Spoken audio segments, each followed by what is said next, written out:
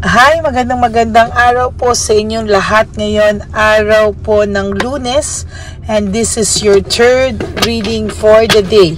Kukuha po tayo ng 10 dito. This is just a short video, no, na continuation po ng ating kung ano po ang makikita natin for this third reading for the day today. Tingnan po natin. Pili po tayo ng 10. 1, 2, 3, 4, 5, 6, 7, 8, 9, 10.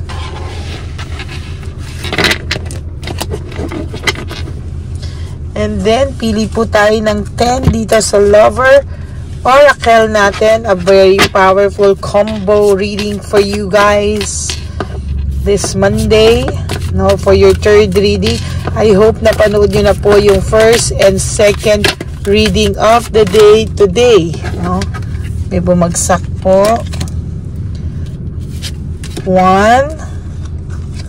2, teka po. Bumagsak mo na. 3, 4, 5, 6, 7, 8, and 9, and 10. Okay, there you go.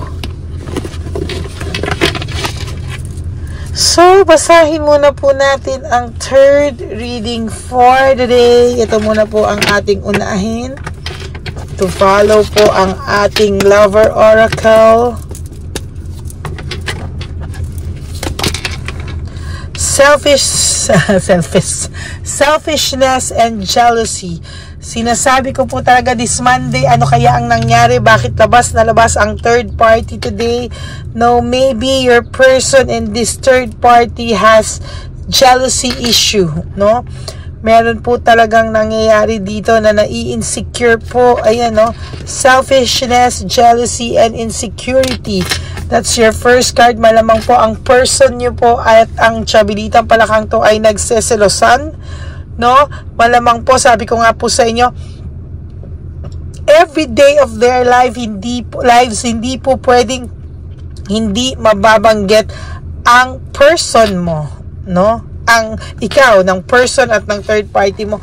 Ano po kaya ang nararamdaman ng third party, ng person mo dito sa pag-aaway nila ng third party? I want out. Oh my God! A very, very powerful reading for the third reading of the day. Ayan po, oh. I want out. Yan ang sigaw ng inyong person. Sometimes, kahit na magpalabas ito ng sobrang saya sila, pictures of them together, na very happy, exploring things together. Pero ayan po, oh, pagka nagkakaroon po sila ng matinding away at lagi ka na lang pong nababanggit, ang sigaw po ng person mo is, I want out. Oh my God. That's a victory and success on your part. Why? No, kasi po wala nang ginawa si Chabilitang Palaka kundi paselosing ka, galitin ka, saktan ka. Well, no, kabaliktaran po ang nangyayari. Sila po ang nasasaktan. Ang third party nyo po ang nasasaktan and not you. No? Oh my God. Saglit po, isusulat ko lang po, no? Ang third party ang nasasaktan at hindi na ikaw. Ayan, no? Kita nyo? That's victory and success on your part. Samantalang ito po ang nararamdaman ng inyong person. Why can't I move on from you? Napaka-exciting, no?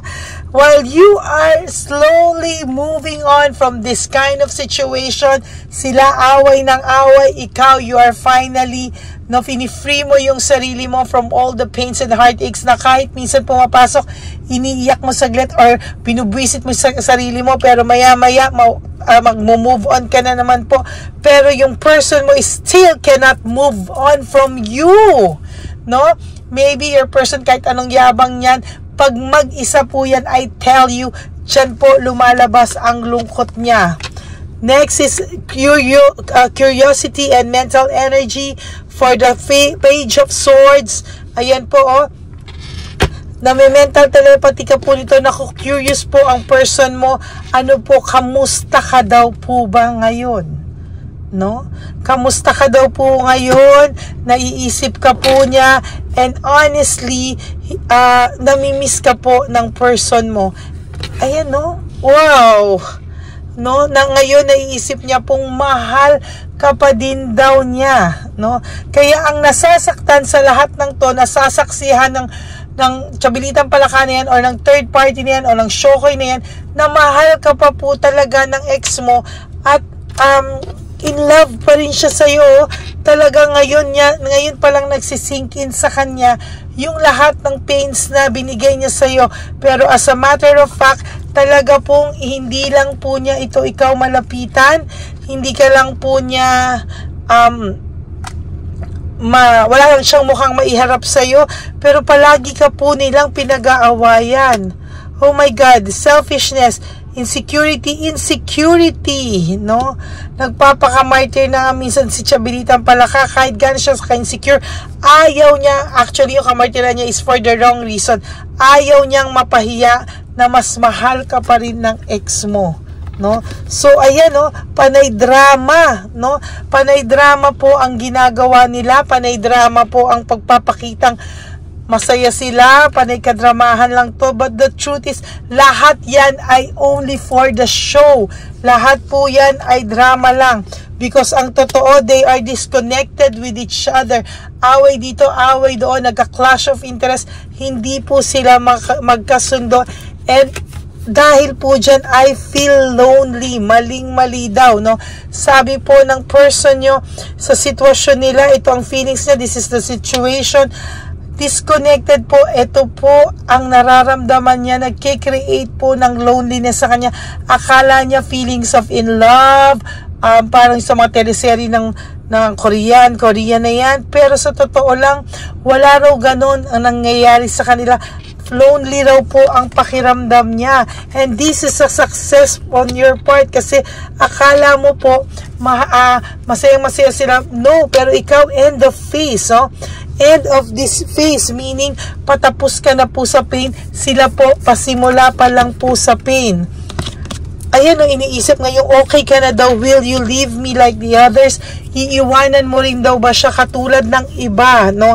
Na kapag ka, ayan, no, ang feeling po ng person nyo is iiwanan mo rin daw siya dahil somehow you are okay. Natatamad at nawawalang gana na po ang person na to nyo sa kanyang third party ngayon. Tingnan natin, ano daw po ang nakikita mo sa kanya? May pag-asa pa daw ba siya sa'yo or wala na? No? Pag daw ba dumating ang time na kaya niya nang ulit humarap sa'yo, ano daw ba ang pakiramdam mo at ano ba makikita mo sa kanya? Right now, ikaw po ay may reversal of failure. Ikaw po ay pababa-akyat na, no? From failure to, ayan, no, magiging okay ka na po, while siya okay, magiging failure. Anong pakiramdam ng person nyo? Dinadaan niya po sa alcohol, sa pag-inom-inom, sa bisyo, no? Nalululun po ito ngayon sa pag-inom-inom, sa bisyo, sa, ayan, Chabilitang Palaka, dyan niya lang po kunwari binubuhos, no? Pero the truth is, hindi po siya natutuwa. Ayan, no? Ang lahat po ng desisyon niya ay dahil sa pagiging careless niya, hindi niya po pinag-isipan, carelessness, at hindi niya lang daw masabi sa inyo, why can't I tell you the truth? Na lahat ng ginawa kong pagiging impulsive, careless, pinagsisisihan ko, hindi ko masabi sa iyo lahat ng katotohanan, at dahil yan ay hindi ko mga pinag-isipang bagay. I want freedom. Siya po ang nagkaroon ng nagawa niyan sa sarili niya, I want freedom, pero sa totoo lang, hindi na raw po natapos-tapos. So, self-acceptance, freedom, gusto niya pong matapos sa lahat ng sakit na nararamdaman niya. And ang question niya, will this pain ever stop? Oh my God. A very, very short reading, but a very, very powerful one. That is your third reading of the day today, no? Grabe, no?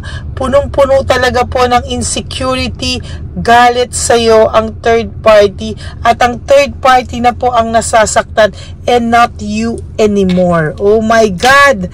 Ang ganda ng ginawa natin ngayon. This is the first time na ginawa ko to, situation and his feelings, no?